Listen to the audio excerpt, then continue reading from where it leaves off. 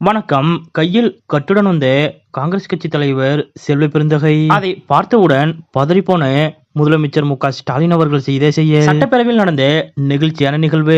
இதை பத்தின முழு விவரத்தோட இப்ப நம்ம பார்க்கலாம். தமிழ்நாட்டின் முதலமைச்சர் திமுகவின் தலைவர் என்ற உயரிய உச்சபட்ச அதிகாரமுள்ள பதவிகளில் முதலமைச்சர் மு.க.ஸ்டாலின் அவர்கள் இருந்தாலும் எப்பொழுதும் கௌரவமும் செருக்கும் துளியுமின்றி அனைவரையும் மதித்து அவர்களுக்குரிய மரியாதை கொடுத்து செயல்படக்கூடியவர். குறிப்பாக தங்களது கூட்டணியில் உள்ள கட்சியினருக்கு பெரிய கட்சி சிறிய கட்சி என்ற பேதமில்லாமல் அனைவருக்கும் உரிய மரியாதை கொடுத்து முதலமைச்சர் மு.க.ஸ்டாலின் அவர்கள் செயல்படுவார். ஆனால் அண்மையில் திமுக கூட்டணியில் உள்ள தமிழக வாழ்வுரிமை கட்சி தலைவர் வேல்முருகன் அவர்களை சட்டப்பேரவையிலேயே முதலமைச்சர் மு.க.ஸ்டாலின் அவர்கள் கண்டித்து பேசியது அனைவரது கவனத்தையும் ஈர்த்தது. இதற்கு முன்பு இது போன்று எந்த இடத்திலும் முதலமைச்சர் மு.க.ஸ்டாலின் அவர்கள் பேசியதில்லை.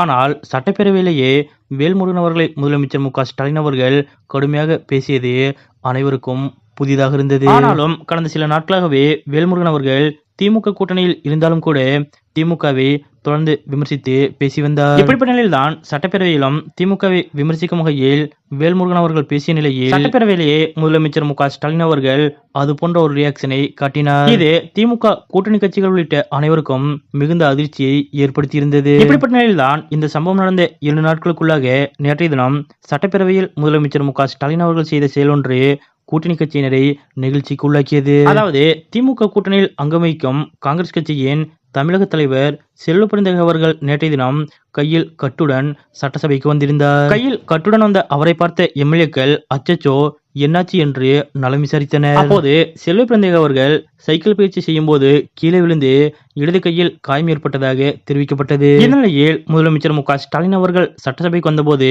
செல்வ பெருந்தகையை பார்த்தார். அப்போது கையில் அடிபட்டதை பார்த்து பதறிப்போன முதலமைச்சர் மு.க.ஸ்டாலின் அவர்களும் என்ன கையில் காயம் என்று கேட்டார். அதற்கு செல்வ பெருந்தகை அவர்களும் விளக்கமளித்தார்.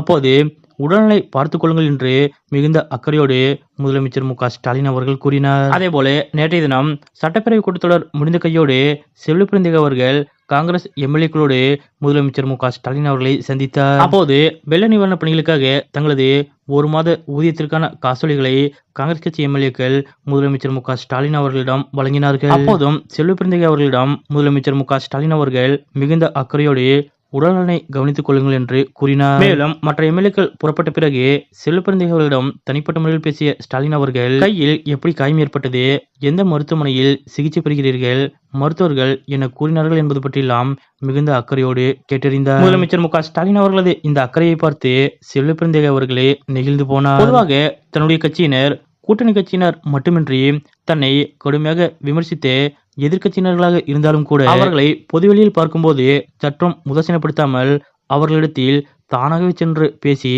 அரசியல் நகரத்தை கடைபிடிக்கக்கூடியவர் முதலமைச்சர் ஸ்டாலின். இந்த நிலையில்தான் சட்டப்பேரவையில் கடந்த 2 நாட்களுக்கு முன்பு கூட்டணி கட்சி தலைவரான வேல்முருகன் அவர்களை முதலமைச்சர் மு.க.ஸ்டாலின் அவர்கள் கடுமையாக பேசியிருந்தது அனைவருக்கும் அதிர்ச்சியை ஏற்படுத்தியிருந்தது.